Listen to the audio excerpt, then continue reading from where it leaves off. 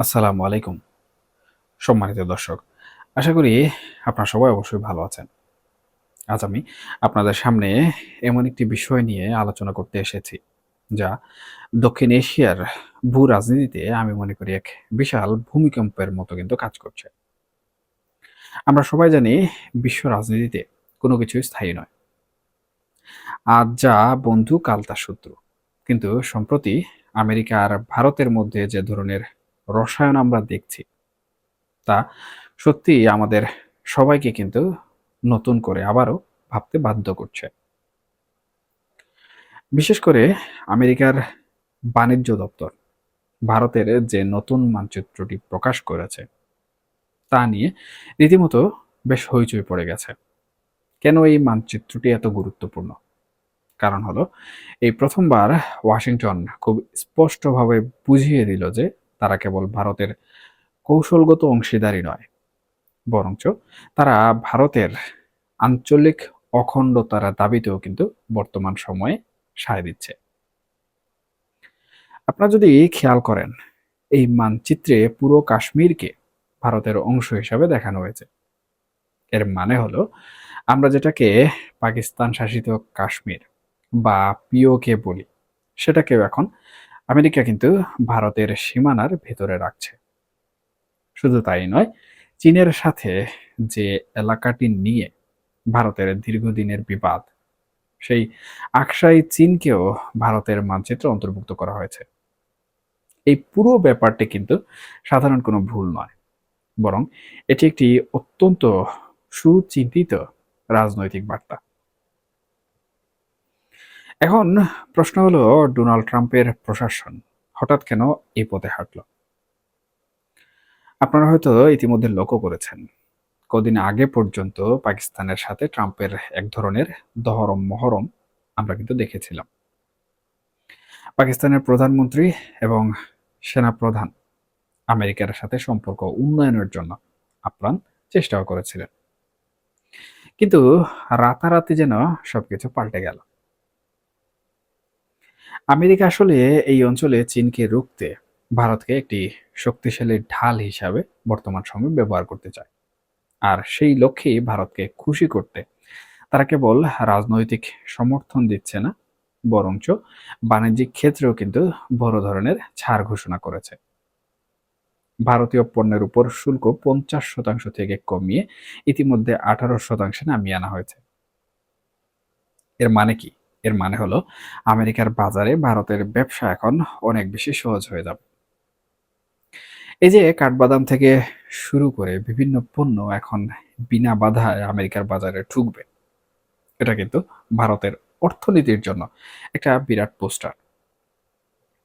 কিন্তু এই বন্ধুত্বের আড়ালে কি আসলে কোনো ধরনের বড় খেলা চলছে? দেখুন, পাকিস্তান এবং চীনের জন্য এটা যে কত বড় দুঃসংবাদ তা হয়তো আর আলাদা করে বলার অপেক্ষা রাখে না। পাকিস্তান বরাবরই কিন্তু কাশ্মীর ইস্যুতে আমেরিকার মধ্যস্থতা বা সমর্থন চেয়ে এসেছে। কিন্তু এবারের এই মানচিত্র প্রকাশের পর পাকিস্তানের জন্য কিন্তু পরিস্থিতি অত্যন্ত অসম্মানজনক হয়ে দাঁড়িয়েছে।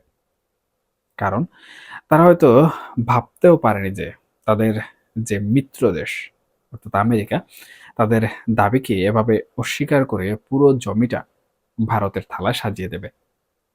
অন্যদিকে চীনও এই ঘটনায় বেশ ক্ষুব্ধ হবে। এটাই কিন্তু অত্যন্ত স্বাভাবিক বিষয়। দেখুন, দক্ষিণ এশিয়ায় ভারতের শক্তি বাড়লে চীনের একচ্ছত্র আধিপত্য কিছুটা হলেও কিন্তু হুমকির মুখে পড়ে। আমেরিকা আসলে ভারতকে দিয়ে এই অঞ্চলের নিয়ন্ত্রণ নিতে চাইছে। তারা চাচ্ছে ভারত যেন দক্ষিণ এশিয়ার মূল মোড়ল হিসাবে আবির্ভূত হয়। আর ভারতের এই শক্তি বৃদ্ধি আমাদের প্রতিবেশী দেশ হিসাবে বাংলাদেশের রাজনীতিতেও কিন্তু গভীরভাবে প্রভাব ফেলতে পারে। এবার এই বিষয়টি নিয়ে কথা বলা যাক। বাংলাদেশের প্রেক্ষাপট কেমন হবে? আমাদের এখানে বর্তমানে যে অন্তর্বর্তীকালীন সরকার রয়েছে, অর্থাৎ ডক্টর ইউনূসের নেতৃত্বাধীন প্রশাসন, তাদের জন্য এই ভূ রাজনৈতিক সমীকরণটি বেশ জটিল হয়ে উঠতে পারে। গত ১-১.৫ বছর ধরে আমরা দেখছি ভারত এবং আমেরিকার সম্পর্কের মধ্যে কিন্তু বেশ টানাপোড়েন ছিল। বিশেষ করে বাংলাদেশের রাজনীতি এবং আসন্ন নির্বাচনকে নিয়ে ২ দেশের অবস্থান ছিল কিন্তু ভিন্ন, ভিন্ন। কিন্তু এখন যখন ভারত আর আমেরিকা একই সমতলে দাঁড়িয়ে কথা বলছে, তখন বাংলাদেশের উপর কিন্তু ভারতের প্রভাব ও কর্তৃত্ব আগের চেয়ে অনেক বেশি বাড়তে পারে। ভারতের এই নতুন শক্তি বৃদ্ধি আমি মনে করি বাংলাদেশের রাজনীতিতে, বিশেষ করে আওয়ামী লীগের নেতাকর্মীদের মধ্যে কিন্তু একটা নতুন আশার সঞ্চার করেছে। আমরা দেখছি যে ভারতে অবস্থানরত বা দেশের ভেতরে থাকা দলটির সমর্থকরা এই নতুন পরিস্থিতিতে বেশ উচ্ছ্বসিত। তারা হয়তো মনে করছেন ভারতের সাথে আমেরিকার এই গভীর দোস্তি বা মধুর সম্পর্ক তাদের জন্য পুনরায় রাজনীতির মাঠ তৈরি করার সুযোগ করে দিতে পারে। কিন্তু আমাদের সাধারণ মানুষের পক্ষ থেকে ভাবলে বিষয়টা কিন্তু বেশ উদ্বেগের। কারণ কোনো একটি দেশের উপর অতিরিক্ত আধিপত্য সব সময় কিন্তু সার্বভৌমত্বের জন্য চ্যালেঞ্জিং। দেখুন, আমেরিকার এই মানচিত্র ভেলকি এবং ভারতের উপর থেকে শুল্ক কমানোর বিষয়টি আমাদের চোখে কিন্তু আঙুল দিয়ে দেখিয়ে দিচ্ছে যে বড় শক্তিগুলো কেবল নিজেদের স্বার্থ বোঝে এবং তারা তাদের স্বার্থ নিয়ে সবসময় ব্যস্ত থাকে। আজ ভারতের স্বার্থে তারা মানচিত্র বদলে দিচ্ছে, কাল হয়তো অন্য কোনো প্রয়োজনে তারা আবার ভিন্ন অবস্থান নেবে। তবে আপাতত দৃষ্টিতে এটাই যে ভারত এখন আমেরিকার সবচেয়ে বড় আদরের বন্ধুতে পরিণত হয়েছে। আর এর ফলে দক্ষিণ এশিয়ার রাজনীতিতে এক নতুন মেরুকরণও কিন্তু শুরু হয়ে গেছে। এখানে পাকিস্তান এবং চীনকে কোণঠাসা করে ভারত যেভাবে এই অঞ্চলে একক প্রভাব বিস্তারের দিকে এগুচ্ছে, তাতে আগামী দিনগুলোতে আমাদের এই অঞ্চলের রাজনৈতিক মানচিত্র এবং বাণিজ্যিক সম্পর্কগুলো কোন দিকে মোড় নেয় তা কিন্তু গভীরভাবে পর্যবেক্ষণ করা দরকার। এবং এখানে কিন্তু আমি মনে করি আমাদের বর্তমান যে সরকার রয়েছে কিংবা আমাদের এই যে আসন্ন নির্বাচন রয়েছে, সেই নির্বাচনটি যেভাবেই হোক সম্পূর্ণ হয়ে যাবে। এবং এই নির্বাচনটি সম্পূর্ণ হওয়ার পর আমাদের দেশে নতুন যে রাজনৈতিক সরকার আসবে, তাদের জন্য কিন্তু একটি বিব্রতকর পরিস্থিতি তৈরি করতে পারে। দেখুন, রাজনীতিতে কিন্তু একদিনে বা চোখের পলকে কোনো কিছু ঘটে না। বিশেষ করে ভূ-রাজনৈতিক প্রেক্ষাপটে এই বিষয়টি কিন্তু আরো ধীরে স্থিরে ঘটে থাকে।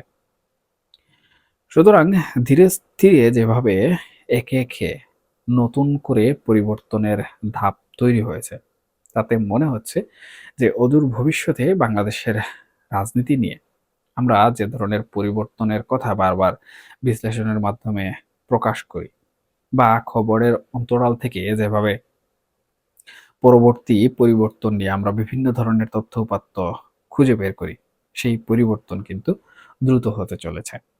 এবং এই যে ধীরে স্থির পরিবর্তন, এই ধীরে স্থির পরিবর্তন কিন্তু আমি মনে করি বাংলাদেশের ভবিষ্যৎ রাজনীতির জন্য অত্যন্ত গুরুত্বপূর্ণ। সেটা হতে পারে আওয়ামী লীগের জন্য, সেটা হতে পারে জামাতে ইসলামের জন্য, সেটা হতে পারে বিএনপির জন্য।